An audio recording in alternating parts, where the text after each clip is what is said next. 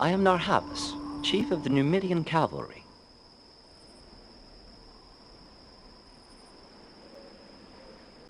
Not yet, but it shouldn't be much longer.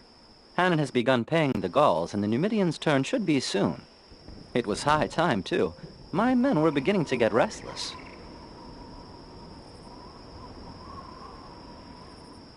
Why should I help you? You are neither a family member nor a friend.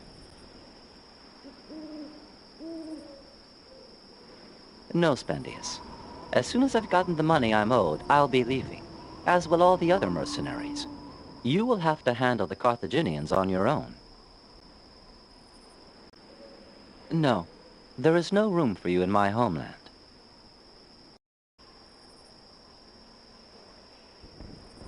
And where will you go? To one side is the sea, and to the other the desert and the backcountry faithful to Carthage. You will be quickly captured. If you think you're lost, then you surely are.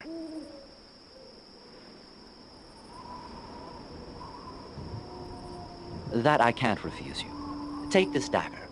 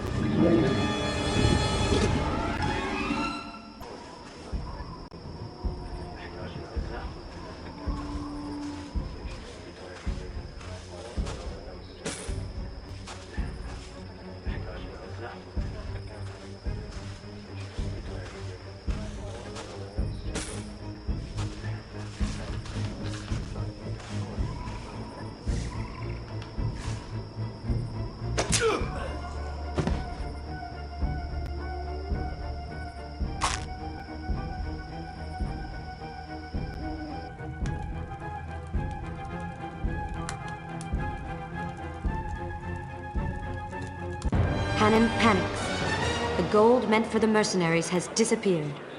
Spendius has gotten hold of it and hid himself to await what will happen. The treasurer tries to explain the situation to the mercenaries.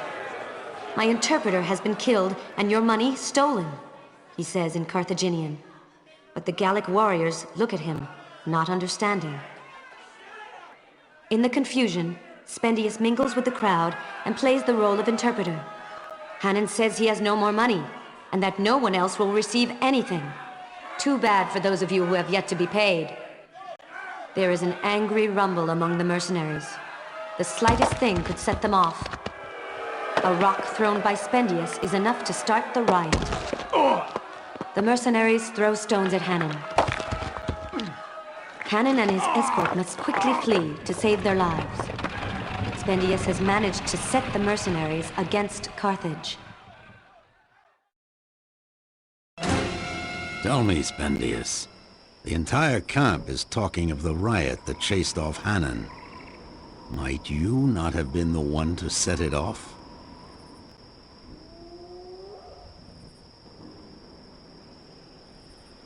My men saw you cast the first stone at the treasurer. And isn't that a bag you have hidden under your clothes? A bag of money stolen from the Carthaginians, perhaps?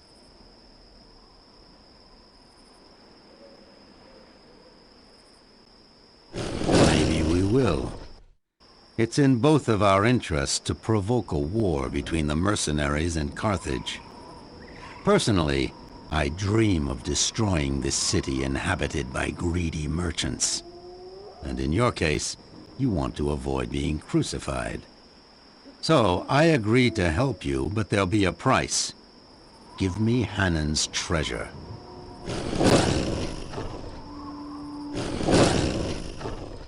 Perfect. Now listen to me carefully. It will not be long before Carthage asks for justice for the attack on its treasurer. An inquiry will be held, and if it's successful, you will have real problems. You'll have to find a way of preventing this. You'll have to be truly skilled, for Matho and the other chiefs speak Carthaginian. They will be far less easy to trick than ignorant soldiers. Spendius buys the support of the Gallic chief Authorite by giving him the money stolen from Hannon. Authorite does not wish to keep such a compromising treasure in his tent. He orders Spendius to bury it in a place that only they will know about. Barely is this task finished that a messenger from Carthage arrives at the camp. The city is seeking justice for the violence to which its treasurer was subjected. It has chosen as its spokesperson Hamilcar, Salambo's father, a great general known by the mercenaries that he commanded during the last war. Matho receives Hamilcar in his tent, in the presence of Authorite and the other chiefs. Introduced by the Gaul, Spendius attends the council. He will need to keep his cards close to his chest. If the mercenaries reach an understanding with Hamilcar, his life will not be worth much.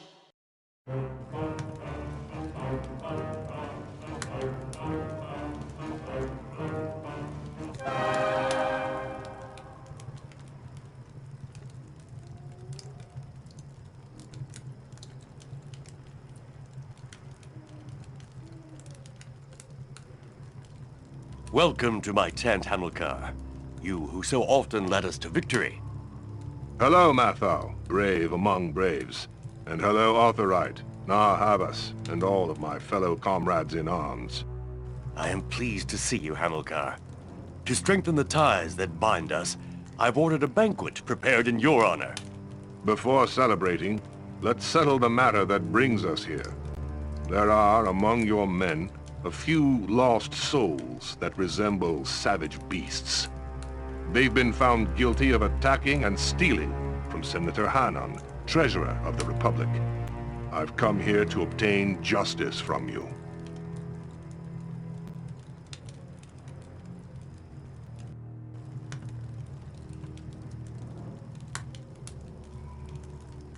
Yes, the men can be excused. The Republic waited too long before paying us. You waited a long time, it's true, but the war was costly for us. Despite that, we found the necessary money. So why is it that your anger broke at the very moment when the Treasurer began paying you what was owed? That makes no sense.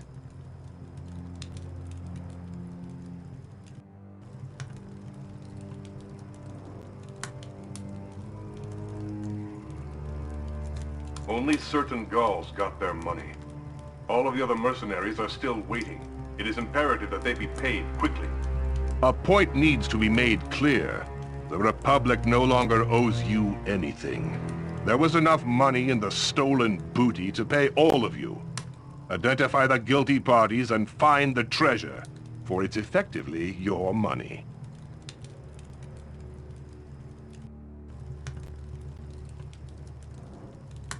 How's that?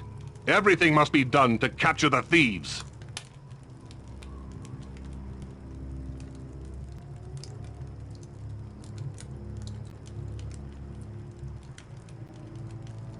Hannon was in charge of the treasure. If he lost it, why should we be responsible? Nothing says the robber was a mercenary. It could just as easily have been a Carthaginian member of the treasurer's escort. Then you refuse to search your camp for the guilty parties? Matho, will you betray my friendship by sending me back without complying with my request? I wish for us to remain friends, Hamilcar, but this situation is a confusing one, and it seems hard to make a fair decision. One thing is clear. The Republic must continue to pay. Otherwise, I am not sure how we can hold back our men. I will transmit your answer to Carthage. The Senate will likely have a bad reaction, and I fear that war may erupt. A war that may prove very bad for everyone.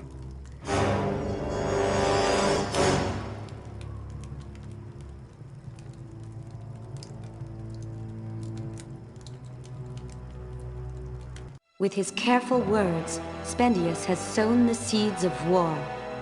Hamilcar returns to Carthage without having obtained anything.